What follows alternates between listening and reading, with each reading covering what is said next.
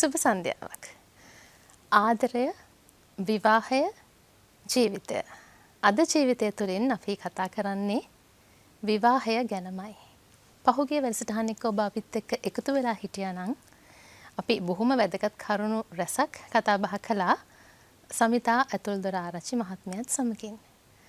අද අපි සූදානම් වෙන්නේ ගිය වැඩසටහනට සම්බන්ධ වෙමින්ම කතා බහ කරන්නට සාර්ථක විවාහ ජීවිතයක් තුළ සාර්ථක කරගන්නට විවාහ ජීවිතය සාර්ථක කරගන්නට බලපාන ප්‍රධාන කාරණා තුනක් ගැන. එතකොට ලිංගික ජීවිතය, එතකොට ආර්ථික තත්ත්වය සහ හොඳ මානසික බැඳීම. මේ කාරණා තුන ගැන ඔබ තුමේ එදා අපිට පැහැදිලි කළා. ඇත්තටම මම හිතන්නේ අපි නිතර කතා නොකරන පැත්තක් ගැන අපි අද අවධානය යොමු කරමු. ඒකක් තමයි ලිංගික ජීවිතය කියලා කියන එක. ඒක බොහෝ දෙනාට කතා කරන්න අමාරු, කතා කරන්න අකමැති කාරණයක්. දැන් විවාහ ජීවිතයකට අපි එළඹෙනවා කියලා කියන්නෙම අපිට ඒකේ තියෙන විශේෂත්වය තමයි ළමයි හදනවා කියලා කියන එක. ඒතකොට ළමයි හදන්න විතරක්ම ගොඩනැගුණු දෙයක් නෙවෙයි ලිංගික ජීවිතය. කියන්නේ එක විදිහට දෙන්නගේ සම්බන්ධතාවය තීව්‍ර කරන ඒ බැඳීම ශක්තිමත් කරන දෙයක් තමයි ලිංගික ජීවිතය කියලා කියන්නේ. අද මේ වෙනකොට බොහෝ විට මේ ලිංගික ජීවිතය සම්බන්ධයෙන් එක කියන්නේ සමාජයේ ගොඩනගපු මතවාද එක්ක හිර වෙලා එහෙම නැත්නම් දෙමව්පියෝ දරුවන්ව හදපු කියන්නේ මේ වැඩිහිටිය දක්වා හදපු කෙනා දරුවෙක් හැටියට ආපු ඒ ගමන් මග ඇතුලේ ආපු ගමන් කාරණා හින්දා හෝ මේ ලිංගික ජීවිතය කියන සම්බන්ධයෙන් බොහෝම දෙනාගේ සාකච්ඡාවත් අඩුයි. කතා කරන්නේ නැහැ. ඒක ප්‍රධාන කාරණයක් හැටියට බලපාලා තියෙනවා විවාහ බෝට දෙදරා යන්න. මේක දෙපැත්තටම තියෙන තත්ත්වයක්. සමහර විට අපි හිතමුකෝ දෙන්නේ අපේ සංස්කෘතිය අනුව කසාද බඳින්න ඉස්සෙල්ලා ලිංගික ජීවිතයකට යන්න පුළුවන්කම නැහැ. ඒක අනුමත කරන්නේ නැහැ. ඒකින් යනවද නැද්ද කියලා කියන එක නෙවෙයි අපි කතා කරන්නේ.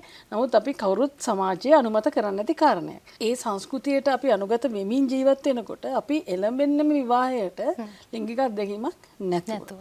ඒතර ලිංගික අත්දැකීමක් නැහැ කියලා කියන්නේ පිරිමියෙකුට ලිංගික අත්දැකීමක් නැහැ කියලා කියන්නේ එයාට ගැහණියෙක්ව ලිංගිකව සතුටු කිරීම ගැන අත්දැකීමක් ලැබෙන විදිහක් නැහැ. හරි?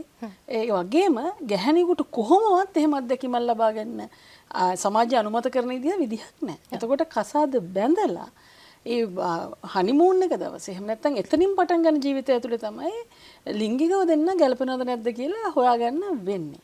ඇත්තටම. එතකොට මේ අත්දැකීම් නැතිකම ඇතුලේ අපි හිතනවා ඒක හොඳ දෙයක් කියලා තමයි අපේ සමාජවල තියෙන. මේක හරීම මේ මම හිතන්නේ හැමෝම අකමැති වෙන සාකච්ඡාවක් වෙන්න පුළුවන්. හැබැයි අපි හිතන්න ඕන කාරණයක් මේක. අකමැති වුණත් කතා කළ යුතු මොකද ඇත්ත ප්‍රශ්න තියෙන තැන් මේවා. දැන් අපි හිතනවා හරීම අත්දැකීම් අඩු, හරීම කීකරු කට්ටිය තමයි හොඳයි කියලා. හරි අපි හිතමුකෝ ගොඩක් කාන්තාවන් ගැන එකක් තමයි තැන්පත් නිවිච්ච අය හොඳයි. ඒතර අපේ අම්මලා කියනවා මගේ පුතා හරි කීකරුයි කියන දේ අහනවා. මේ අපිට පිට යන්නේ නැහැ. අපි කියන විදිහටමයි ඉන්නේ කියලා. ඒතර එහෙම පුතෙක් විවාහයටපත් වෙනවා. එතකොට එයා කාන්තාව කියලා දන්නේ එයාගේ අම්මව විතරයි. එතකොට එහෙම ඒ පුතා විවාහයටපත් වෙලා ගෑණියෙක්ව තේරුම් ගන්න දන්නේ නැහැ. එතකොට විවාහ ජීවිතේ ප්‍රධාන කාරණයක් කියන්නේ ලිංගීය ජීවිතය. අර අම්මත් එක්ක විතරක් ආශ්‍රය කරලා හින්දා එයා කාන්තාවක් එක්ක කොහොමද හැසිරෙන්නේ? භාර්යාවක් එක්ක මොන වගේ ජීවිතයක්ද ගත කරන්න කියලා කියන අවබෝධයක් ලැබෙන්න විදිහක් නැහැ. හරි. එතකොට එහෙම නැත්තම් ලබා ගන්න තියෙන්නේ ඔය ඉන්ටර්නෙට් එක හරහා තියෙන, ඒ කියන්නේ තියෙන වෙන වෙන චිත්‍රපටි හරහා, ඒවටම සකසා තියෙන වැඩසටහන් හරහා. එතකොට ඒවා සාමාන්‍ය ජීවිතේ සම්බන්ධ කතා නෙවෙයි ඒවා තියෙන්නේ. ලිංගික ජීවිතය ගැන ඕන තරම් දේවල් බලන්න තියෙනවනේ. හැබැයි ඒක ලිංගික ජීවිතය ගැන නෙවෙයි. ඒක වෙළඳපොළ සඳහා නිකුත් කරපු යම්කිසි ඒක වෙළඳාමකට කරපු දෙයක් මිසක් ඇත්ත ජීවිතය ඇතුළේ වෙන සම්බන්ධතාවයක්, ආදරණීය සම්බන්ධතාවයක් ගැන ඉගෙන ගන්න තරම් නැහැ. වැරදි අවබෝධයක් ලැබෙන. එතකොට ඒක සාමාන්‍ය පෞල් ජීවිතයක් ඇතුළේ ගත කරන දේවල් ඒක දකින්න හම්බෙන්නේ නැහැ බොහෝ විට. එතකොට මේ ප්‍රායෝගික තත්ත්වය ඇතුලේ කොහොමද විවාහයක් පවත්වාගෙන යන්නේ? එතකොට කාන්තාවකටත් බොහෝ විට කාන්තාවකව හදන්නෙම අර බොහොම පටු විදිහට, ඒ කියන්නේ ඊටාම හොඳට කකුල් දෙක ළඟින් තියාගෙන හරිම hina වෙන්නේ නැතුව ඒක තාම තියෙනවා. මෙච්චර තාක්ෂණික වශයෙන් ලෝකේ දියුණු කරගෙන එහෙම කියලා තමයි එයා තමයි හොඳ ළමයා වෙන්නේ. ඒතර ඒ හොඳ ළමයා පවුල් කන්න ගියාමත් එතකොට අපි හිතමුකෝ දැන් ඒ විදිහටම අර විදිහටම ඇවිල්ලා කාන්තාව ඒ විදිහටම ඉන්න බලාපොරොත්තු වෙන පිරිමියෙක් හම්බුනොත් හොඳයි. එහෙම නැති පිරිමියෙක් හම්බුනොත් එහෙම ඔන්න ආයි පිරිමියාගෙන් කාන්තාව ගැන ප්‍රශ්නයක් එනවා. මොකද මට අවශ්‍ය විදිහට මෙයත් එක්ක යම්කිසි කාර්යයන්වල ඉන්න බෑ කියලා. ඒ වගේම දැන් ගෑනු ළමයට අවශ්‍ය විදිහට පිරිමියාගෙන් අවශ්‍යතා ලැබෙන්නේ නැහැ කියලාත් ඔන්න කම්ප්ලේන් එනවා. එතකොට දැන් මේක ලොකු බොතෝකෝටිකයක් අපි සමාජයක් හැටියටම විසඳාගත යුතු. මේ කිසිම දෙයක් විවාහයට පෙර අපි අඳින සාරිය ගැන, ජුවලරි ගැන, ඉන්නේ මොකද්ද අනටන නැටුම ගැන කතා කරාට කිසිම කෙනෙක් ලිංගික ජීවිතයක් කොහොමද ගෙවන්නේ කියන එක කවුරුත් කියලා දෙන්නේ නැහැ. දෙමව්පියනුත් කියලා දෙන්නේ නැහැ. හිතන්නේ විවාහය කියන්නේ වෙඩින් එකක් කියලා. කියන ඒකට ලඟු කරලා එතන එච්චරයි. එතනින් එහාට කොහොමද ජීවත් වෙන්නේ? කොහොමද ගෑණියෙක් සතුටු කරන්නේ, කොහොමද පිරිමියෙක් සතුටු කරන්නේ කියලා කියන කාරණා එහෙම කතා වෙන්නේ නැහැ. මොකද ඒක ඒතකොට ප්‍රධාන පදනම දිගින් දිගටම පෞල් ජීවිතය පවතින අවශ්‍ය ප්‍රධාන පදනම දිගින් දිගටම නොසලකා යනවා. ඒතකොට ඒක ප්‍රධාන කාරණයක් පෞල් ජීවිත අසාර්ථක වෙන්නේ. ඔව් එතකොට මේ ගැටලුව හදාගන්න අපි මොකද්ද කරන්න ඕනේ? දෙපැත්තම මේ ගැන සාකච්ඡා කරනවද? එහෙම නැත්නම් දැන් එතකොට ස්වාමි පුරුෂයා හෝ බිරිඳ දෙදෙනා සාකච්ඡා කරලාද එහෙම නැත්නම් වෙන විකල්ප ක්‍රමවේදයන් තියෙනවද අපිට මේ ගැටලුව හදාගන්න? ඇත්තටම සමාජයේ හිතනවානේ ලිංගිකත්වය කියලා කියන එක වැරදි දෙයක් කියලා. ලිංගිකත්වය වැරදි වෙන්නේ අර බල්ල බලලෝගේ එහෙ මෙහෙ මේක කරන්න ගියොත් තමයි. ලිංගිකත්වය කියලා කියන්නේ අපිට මග නොහැරි වර්ගය බෝ කිරීම සඳහා මිනිස්සුන්ට ඒක සහජයෙන් එන ඒක කෑම කන වගේ අත්‍යවශ්‍ය දෙයක්. මිනිස්සුන්ට අවශ්‍යයි. එතකොට සමාජය කියනවා මේක වැරදි කියලා. එතකොට මේක ගැන කතා කරන්න බෑනේ. එතකොට එකක් තමයි මේක සමාජීය ප්‍රශ්නයක් නම් සමාජය ඇතුලේ මේ ගැන කතා කරන සාකච්ඡා වැඩි වෙන්න ඕන. ඊට පස්සේ තරුණයාට ඉගෙන ගන්න කියනවා කියලා ඊතරනේ දැන් අද කියන්නේ. ජීවත් වෙන්න කියලා කියන්නේ නැහැනේ. ඒ මිනිස්සු ජීවත් වෙන්න ඕන ජීවිතයක් ගැන කවුරුත් කතා කරන්නේ නැහැ. ඒතකොට එයා ආදරය කරන්න දන්නෙත් නැහැ. පවුල් කන්න කවදා හරි දන්නෙත් නැති ගාමෙක තමයි හැදෙන්නේ. ඒතකොට තරුණයාට අඩුම තරමේ ඒ ගැන ඇති වෙන සාකච්ඡාවලට යොමු වෙලා වැඩිහිටියෝ ඕපන්ලි ඒ කියන්නේ විවෘතව කතා කරන්න පටන් ගන්න වෙනවා මේ දේවල් සම්බන්ධයෙන්. මොකද අපි දරුවෝ හැදුවා නම් අපි දන්නවනේ දරුවෝ හැදුවේ කොහොමද කියලා. එතකොට ඒක අපි නිකන් අපි දරුවෝ හැදුවේ නෑ වගේ අර මම කියන්නේ ඔකට හරියට රෝස කැලෙන් ගෙනාවා වගේ කතා කරන්නේ. ළමයින්. ඒතකොට ඒකයි අපි ඒ තරම් ලැජ්ජාවටපත් වෙන්නේ මේ අත්‍යවශ්‍ය කාරණා සම්බන්ධයෙන්. එතකොට මේ ජීවිතයේ අත්‍යවශ්‍ය කාරණා සමග මෙතන සාකච්ඡාවක් ඇති වෙනවා. ඒතකොට දෙමව්පියන්ට බැරි නම් දැන් ලංකාවේ දැන් ওই කතෝලික ආගමෙන් කරනවා ෆැමිලි කවුන්සලින් කියලා කසාද බඳින්න ඉස්සෙල්ලා දෙන එකට ප්‍රී මැරිටල් කවුන්සලින් කියලා ඒගොල්ලන් කසාද බඳින්න ඉස්සෙල්ලා කවුන්සලින් දෙනවා. ඒ කියන්නේ ජීවිතේක ඒ අත්‍යවශ්‍ය ආගම. එතකොට අඩුම තරමේ අපිට ඒ රජයකට සිද්ධ වෙනවා මේ කසාද බඳින්න ඉස්සෙල්ලා කසාදය පවත්වා ගැනීමට අදාළ ඒ දැනුම ළමයෙකුට මේ තරුණයට ලබා දෙන්න. නැත්තම් ලොකු විශාල අමාරුවක තමයි මේපත් වෙන්නේ.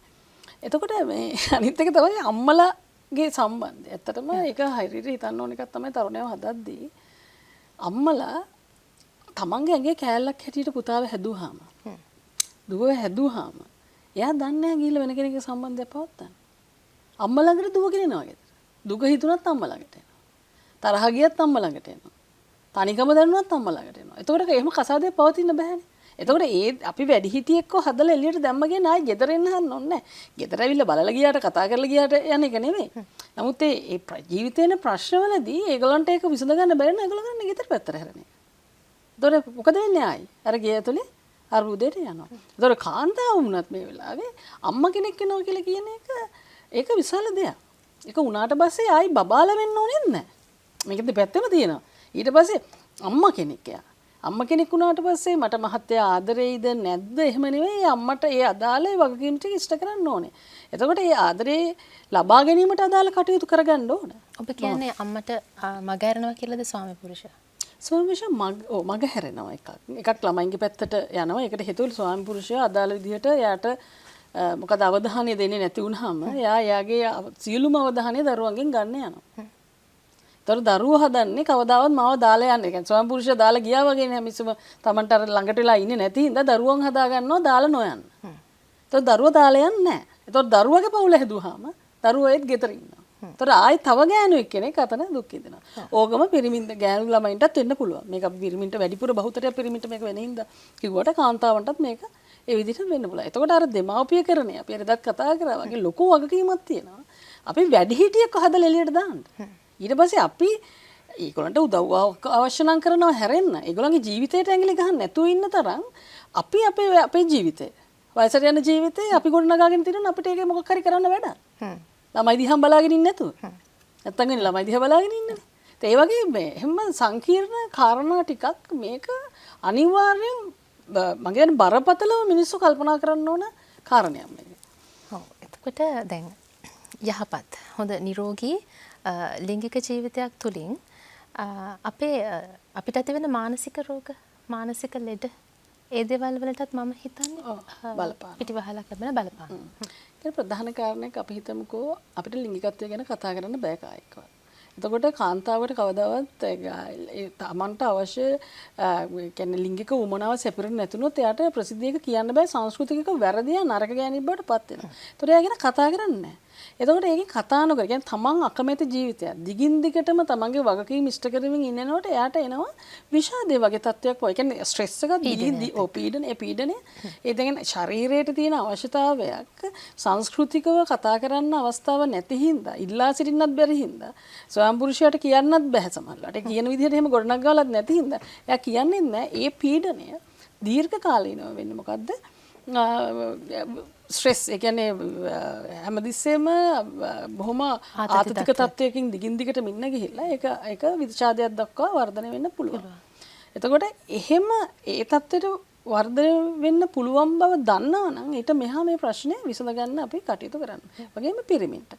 එතකොට අපි හිතමුකෝ ඒ අවශ්‍ය ලිංගික උමනාව කාන්තාවගෙන් සිද්ධ වෙන්නේ නැත්තම් කියලා. එතකොට එක්කෝ කියන්නේ කාන්තාව හෝ මෙහෙම කියන්නේ විෂාදයට යන්නත් පුළුවන්. එහෙම නැත්නම් වෙන සම්බන්ධකම් ඇති කරගන්නත් පුළුවන්. එතකොට වෙන සම්බන්ධකම් ඇති කරගත්තොත් වෙන තත්ත්වයක්. වෙන ප්‍රශ්න. ඒක ඊට වඩා සංකීර්ණ තත්ත්වයක්. එතකොට දැන් අපි හිතමුකෝ තමන්ගේ භාර්යාවගෙන් ඒ අවශ්‍යතාවය වෙන්නේ නැත්නම් එයා ඒ වගේ පිට සම්බන්ධකම් හොයන්නත් පුළුවන්. එහෙම නැත්නම් එහෙම දැන් හැදෙන පිරිමි එහෙම යන්නේ නැති පිරිමිත් මට හම්බෙලා තිනවා හරියටම. මම යන්නේ නැතුව එයා තද කරගෙන වේදනාවෙන් ඉවසගෙන ඉන්නවා. ඒක ඇතුළේ එයා බොහොම කේන්ති යන පුද්ගලෙක් බවට පත් වෙලා යනවා. එතකොට ඒක කොහොමවත් අපේ මානසික තත්ත්වයට හොඳ නැහැ. ලෝකේ ඕන තරම් මේ රිසර්ච් මේ පර්යේෂණ තියනවා කරලා හොඳ ලිංගික ජීවිතයක් ගෙරන මිනිසුන්ගේ මානසික තත්ත්වය ඉතාම නිරෝගී කියලා. කියන්නේ මානසික කායික ඒතරද මනස හොඳට තියනවා කියලා කියන්නේ.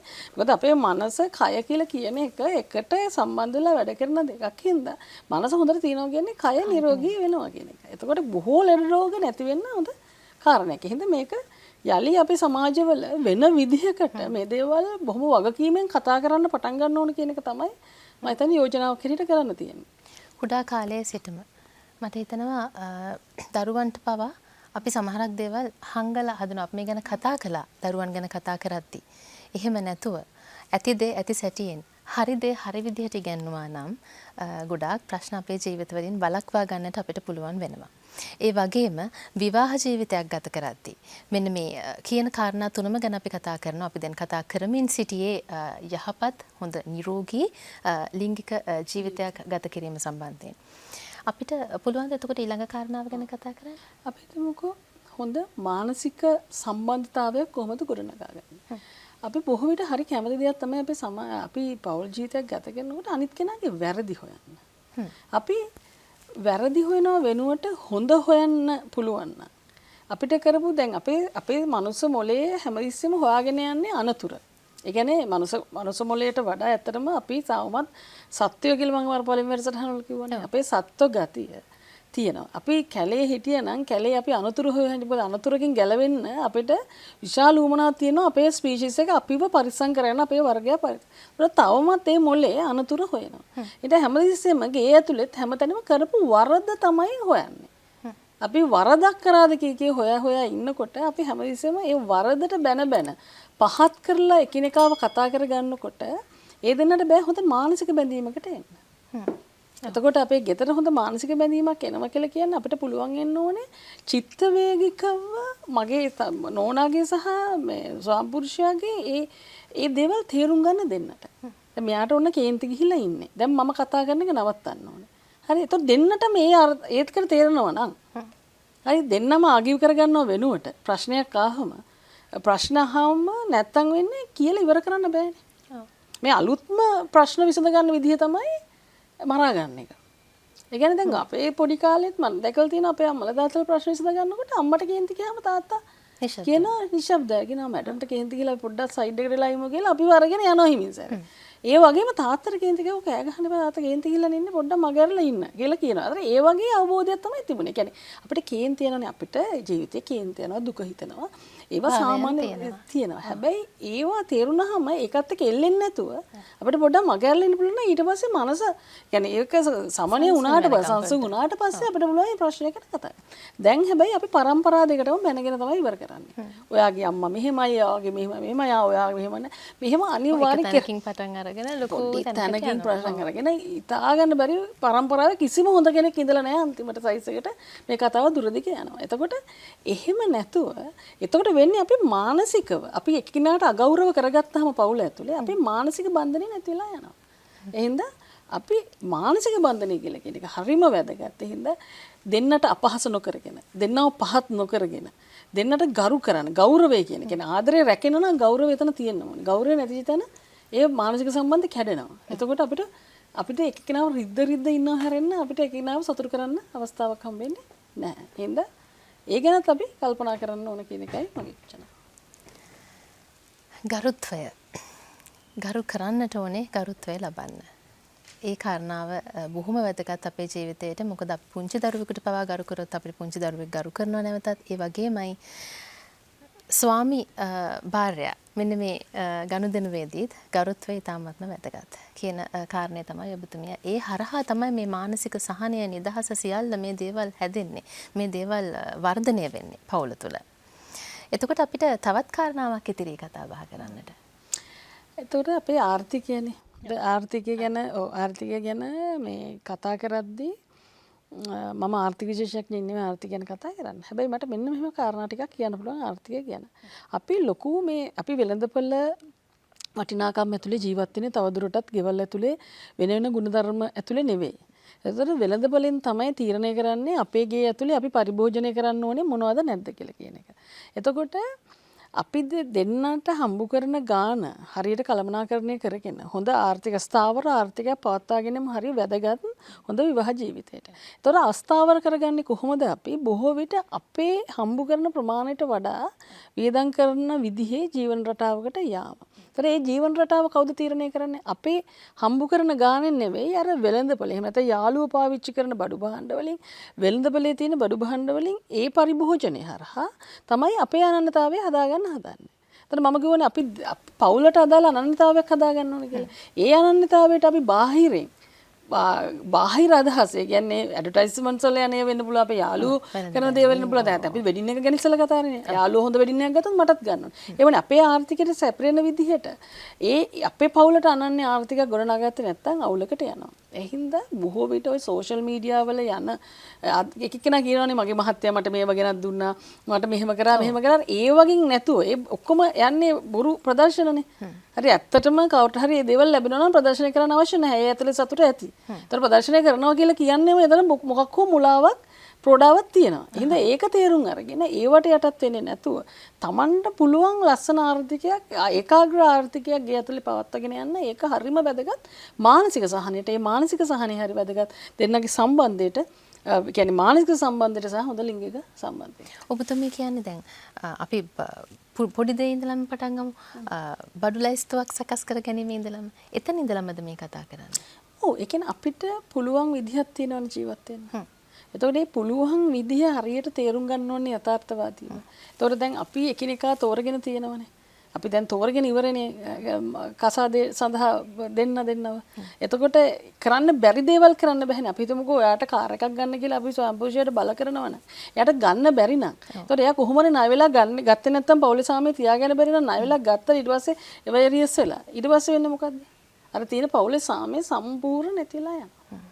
එතකොට එකක් කාන්තාවොත් තේරුම් ගන්න ඕනේ ඒ අනවශ්‍ය දේවල් තමන්ගේ ජීවිතේට ළඟා කරනවට වඩා ඒ දේවල් කරන්න. ඒ වගේම පුරුෂයනොත් බොහෝ විට ඒගොල්ලෝ පෞල් ජීවිතයට ඇතුළත් වුණාට පස්සේ ඒගොල්ලන්ගේ යාළුවොත් එක්ක ජීවිතය අවශ්‍ය තමයි. හැබැයි වියදම් කරද්දී කොයි විදිහට වියදම් කරන්නේ? ඒ කියන්නේ ප්‍රධාන මේ පවුල පවත්වාගෙන යාමට අදාළ ආර්ථිකය ඩැමේජ් වෙන විදිහට ඒකට කරදර වෙන විදිහට තමන්ගේ මේක තමන්ගේ ආර්ථිකය මේ යාළුවොත් එක්ක හෝ ගෙවන ජීවිතය අඩු කරලා යම්කිසි විදිහකට ඒක කළමනාකරණය කරගන්න.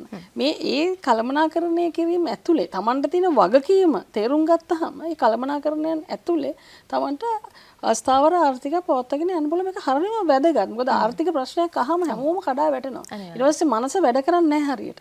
එතකොට මරා ඒකේ තරහකාරයෝ වගේ තමයි තේරෙන්නේ. ගෙදර රණ්ඩු. අනිවාර්යයෙන්. ඇත්තටම ඔච්චර ලස්සන ඕගලන්ට ආදරේ ගිය ඇතුලේ පවත්වාගෙන යන්න පුළුවන් නම් දෙන්නට දෙන්න ආදරේ කරන්න ඕන නම් ඔය බඩු බහන්න පාවිච්චි කරලා තමන්ගේ ජීවිතය එළියට පෙන්වන්න ඕනේ නැහැ. ඇතුලේ ආදරේ තියෙනවා නම් ඇතුලේ විඳිනවා නම් එළියට පෙන්වන්න තියෙන අවශ්‍යතාවයත් නැතිලා යනවා. අර කියනවනේ කතාවටත් සතුට වෙන්න අනිත් අයට කියන්න එපා. ලස්සන ආදරයක් විඳින්න කියන්න එපා කියලා. කියන්න එපා. තමන් විඳින්න. තමන්ගේ ජීවිතය ඔගලා විඳින්න. තමන් විඳින්න නේද? එතකොට තමයි මේ විවාහ ජීවිතේ මේ සුන්දර පෞල් ජීවිතය. මොකද විවාහයක් තුළින් තමයි ඉදිරි අනාගතයක් ගොඩනගෙන තවත් පෞල් හැදෙන්නේ. තවත් මේ පුංචි පැටවු ලොකු වෙලා ඒගොල්ලත් පෞල් ජීවිත ගත කරනවා. මේ සියල්ල ගොඩනගෙන විවාහය තුළින්. එතකොට අපි කතා බහ කරමින් ඉන්නේ නැවතත් මතක් කරනවා ඔබට පුළුවන් ලියන්නට, ඔබට පුළුවන් අපිට කතා කරන්නට. ඔබේ තියෙන ගැටලු මේ කතා කරන මාතෘකා සම්බන්ධයෙන් ඔබට තියෙන්නට පුළුවන් මීටත් වඩා වෙනස් ගැටලු. ඔබට පුළුවන් කතා කරලා අපිට කියන්න. ජීවිතයට කතා කරන්න. විවාහය, ආදරය මේ හැම දෙයක්ම එකට බැඳිච්ච ජීවිතයත් එක්ක තමයි අපි මේ පැය භාගයේ ඔබේ ගෙදරට වෙලා හිටියේ. එහෙනම් අදට ගිහින් එන්නම් සමිතා ඇතුල්දොර ආරච්චි මහත්මිය සූදානම් තවත් ලස්සන වැඩසටහනකින් ජීවිතය තුළින් ඔබේ ගෙදරට එන්න.